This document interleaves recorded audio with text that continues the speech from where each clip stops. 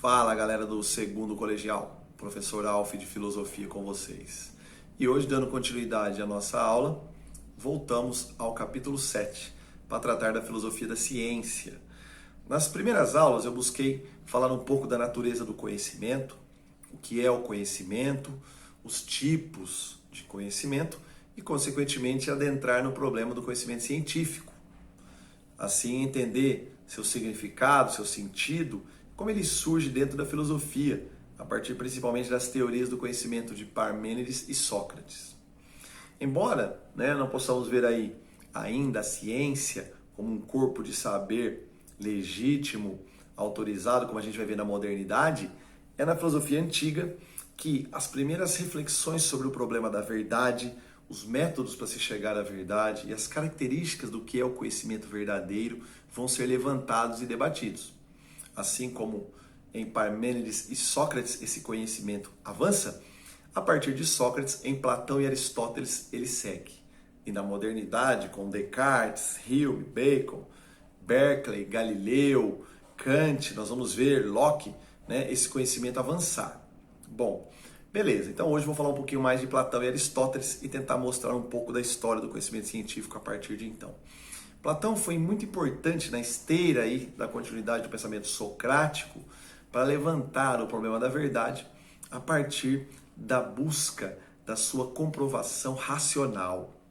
Como filósofo racionalista e idealista, Platão entende que a verdade repousa no campo das ideias, no campo do pensamento, explicando que é possível definir a verdade através dos conceitos, por meio da dialética, do conflito do logos, desprezando os sentidos, assim como Parmênides e Sócrates, desprezando a experiência sensorial como inferior e colocando ela num nível apenas da aparência e da ilusão.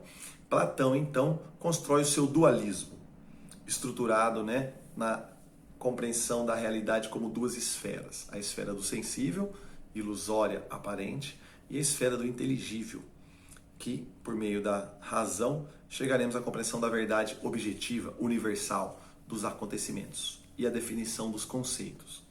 Assim, a ciência se ampara, então, no conhecimento universal, objetivo, imutável, que repousa nas ideias, segundo Platão. Aristóteles, embora tenha sido discípulo de Platão, divergiu em vários aspectos do mestre, mostrando que é importante o próprio processo experimental, sensorial, na obtenção do conhecimento. Filho de médico, Aristóteles buscou valorizar a observação dos objetos, dos corpos, e assim desenvolver a sua teoria do conhecimento como uma busca por afirmar a natureza dos sentidos. Embora não se possa dizer de Aristóteles como um empirista, mas podemos entender sim que há nele uma característica de maior importância aos sentidos no processo inicial do conhecimento. A visão, a audição, o tato, o paladar, o olfato, os nossos 5 sentidos são nossas portas que abrem as primeiras impressões de compreensão do mundo. Assim, enquanto Aristóteles buscava reconhecer a importância dos sentidos no processo de conhecimento, Platão buscava reprovar, desautorizar, minimizar a importância dos sentidos. Assim, o papel que cada um atribui aos sentidos é bastante diferente. De qualquer maneira, Aristóteles não vai reduzir o conhecimento à natureza empírica dos sentidos, tentando mostrar a importância da razão em analisar, compreender os atributos e características de cada ser, de cada conhecimento. Assim vamos ver então como que Aristóteles deu um passo adiante na compreensão da física, da astronomia, da biologia, por meio das observações dos acontecimentos da physis, da natureza. Sendo assim, podemos entender então essa diferença substancial entre Platão e Aristóteles como uma diferença que já repousava na filosofia pré-socrática de Parmênides e Heráclito. Uma vez que Parmênides compreendia também a verdade como estando repousando no campo das ideias, no campo do pensamento, na esteira de Sócrates e de Platão essa ideia seguirá, e Aristóteles na esteira de Heráclito tentando mostrar também a própria capacidade de contradição e movimento e de impermanência da verdade, pois há, numa mesma compreensão da verdade, também o problema do movimento e da mudança. Embora Aristóteles não seja um relativista como os sofistas, e mostre que a verdade pode ser compreendida também como universal e objetiva, daí a sua contribuição para a ciência, mas ele vai mostrar que a verdade pode modificar-se, diferente de Platão, já que o mesmo ser pode transformar-se. É a chamada teoria do ato e potência em Aristóteles. Pois apesar da necessidade de compreender as causas, os atributos e características de cada ser pode modificar-se. Assim, uma árvore transformada em fruto, um fruto em semente, e um semente em árvore, mostra como que o dinamismo do movimento que constitui a physis, a própria natureza, também é objeto de estudo da ciência. Afinal, a ciência também deve compreender as transformações dos seres que sofrem ao longo do movimento e do tempo. Bom, Aristóteles e Platão apresentam então essa discussão que avançará ao longo da história.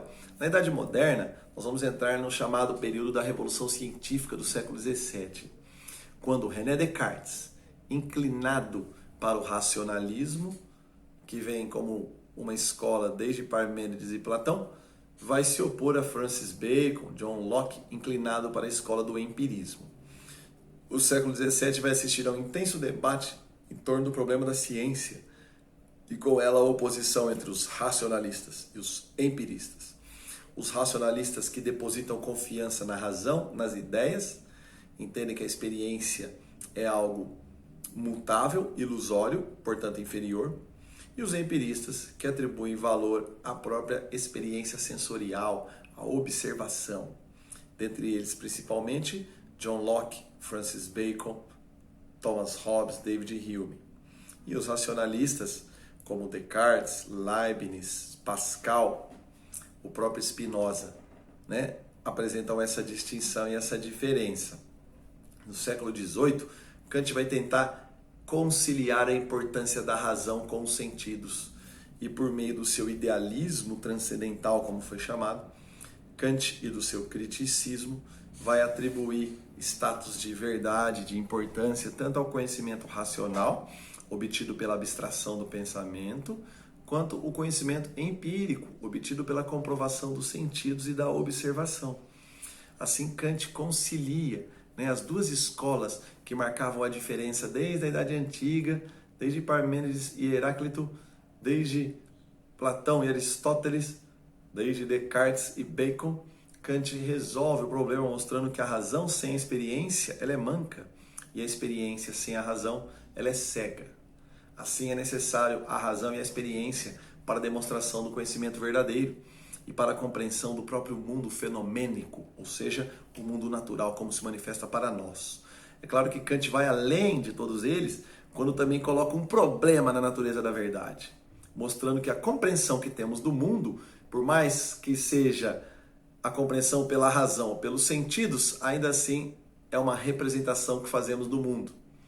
Tentando então agora colocar uma outra questão no centro do problema filosófico, Kant mostra que a verdade que conhecemos não é a verdade do mundo, mas a verdade conforme nós representamos através da nossa forma de conhecer o mundo. Portanto, mesmo que estejamos de posse da ciência ou de qualquer outro conhecimento, ainda estamos no campo das representações que fazemos do mundo. Não sabemos então para Kant o que é o mundo, mas apenas o que é o mundo para nós, pois apenas representamos o mundo à nossa maneira. Assim Kant levantará o problema da verdade a partir da ideia de representação, que ela simboliza, que ela significa. E com Kant vamos ver abrir aí toda uma outra discussão posterior em torno então do problema da verdade. Ok? Valeu, galera, espero ter contribuído com vocês sobre esse tema e a gente vai seguir na próxima aula para o capítulo 8, ok? Um beijo do Alf, abraço e até mais.